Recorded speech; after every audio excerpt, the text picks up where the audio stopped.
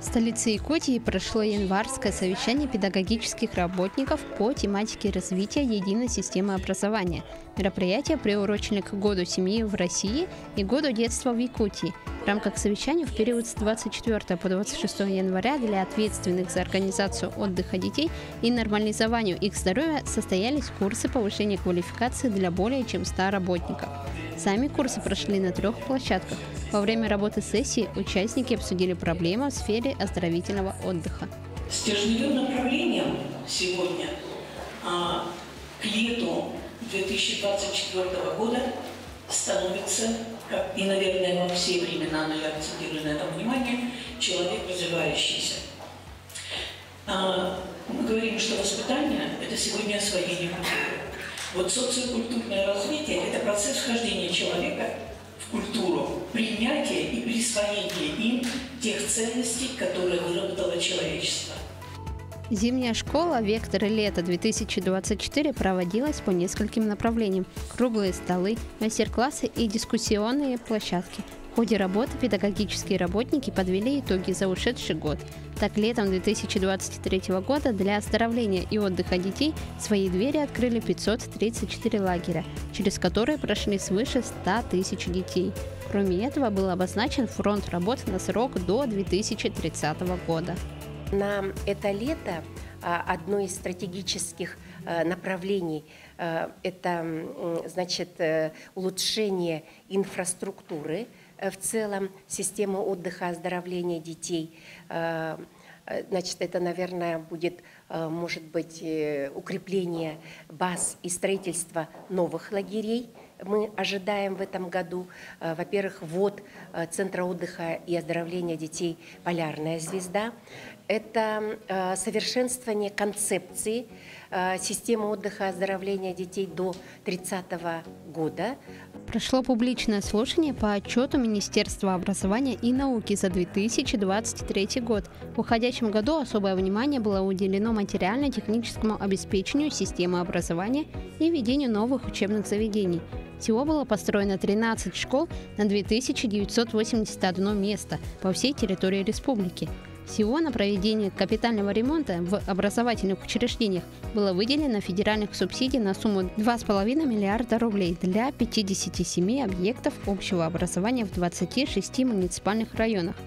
В 2024 году планируется строительство 18 школ и 5 детских садов, а также капитальный ремонт 6 школ.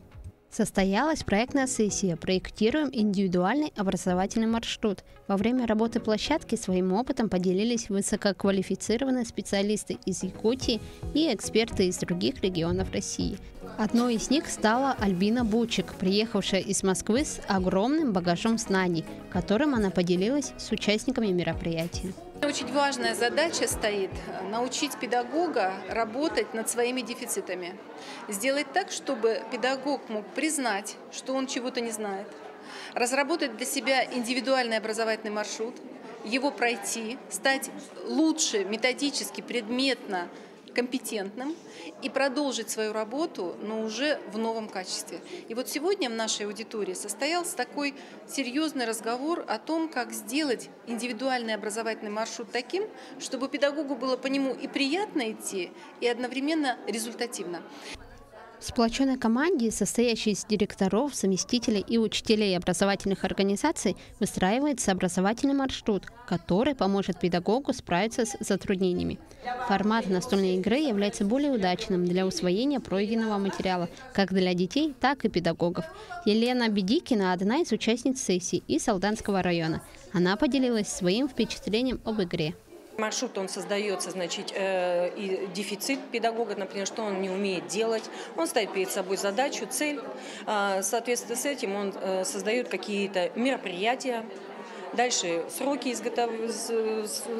выполнения и результаты. Вот. Но вообще, да, я бы хотела рассказать об этой игре у нас в Алданском улусе. Очень интересная игра. Одним из направлений стратегической сессии была разработка контента для его реализации на киберфизической платформе. Благодаря такому контенту учащиеся школ смогут погрузиться в сложные миры таких наук, как биология, математика, физика и информатика в простой для них форме, в формате игры. Оно дает возможность в реальном времени узнать, увидеть и почувствовать те предметы, которые они видят только на учебниках, в учебниках же, да? А если они увидят еще и в игровой форме, они его быстро запоминают, и это будет для них как опыт проживания. Педагогическая общественность приезжает к нам и получает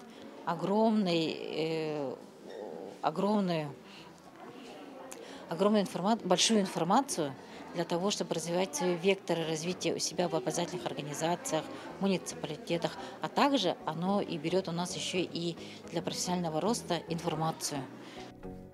Завершилась проектная сессия созданием траекторий и обозначением основных направлений работы для дальнейшего развития детей. Основной задачей серии различных заседаний и площадок для обсуждения была разработка дальнейшего плана по повышению образования согласно указу главы республики от 30 декабря 2023 года, определивший основные направления развития образования. Январское совещание было направлено на объединение общих усилий для разработки определенной стратегии. Еще более ясно мы видим это сегодня в непростых условиях последних лет, когда наша Родина борется за свое будущее, за свой суверенитет. Как никогда мы все понимаем, насколько важно единство в достижении общей победы, общих целей, процветания и лидерстве нашей страны. Гражданственность и передовые знания, патриотизм и современные компетенции – вот ответы на самые сложные вызовы, и все это формируется сегодня в системе образования. Приглашенные эксперты из других регионов страны поделились методами работы и своими разработками в сфере образования. Гости отметили, что Якутия разрабатывает прогрессивные и разносторонние проекты. Здесь поднимаются вопросы общего подхода к реализации федеральной концепции «Единая система научно-методического сопровождения педагогических работников и управленческих кадров». Мы понимаем, что создавая единое образовательное пространство на всей территории Российской Федерации, каждый субъект привносит свою специфику, свою особенность в каждую точку этой концепции, этого проекта большого. Визит связан с вопросами прорыва сегодня, футурологической направленности. Это направленность в будущее. И в этом плане, как мне кажется, Якутский регион преуспевает. Я с великой благодарностью и с чувством, знаете, доверия сегодня отношусь к людям, которые работают здесь. Важной целью для сферы образования является раскрытие потенциала у детей, а также поиск их талантов. Министерство образования и науки Якутии и подведомственные организации ведут активную работу по данному направлению. Сегодня на многих площадках здесь, в Якутске, собрались представители дополнительного образования, всех уровней образования, вузов и предприятий, организаций. И мы думаем, формируем повестку на то, как правильно ориентировать наших детей, способствовать раскрытию их талантов и успехов. Ну и, конечно, мы рады, что наряду с теми проектами, которые реализуются на федеральном уровне, национальные проекты, есть большая поддержка на региональном уровне. В данное время такие проекты, которые должны реализоваться, это самые востребованные, это полетные проекты, проекты по воспитанию школьников и студентов, которые мы охватываем, и какие проекты мы можем участвовать, рассказать. Во время январского совещания многие школьники смогли рассказать также о своих проектах. Так была организована специальная выставка с различными наработками во многих сферах, от искусства до природоохранной деятельности. Мой проект связан с изучением водоемов Якутии, так как на нашей Якутии расположено огромное количество разных водоемов.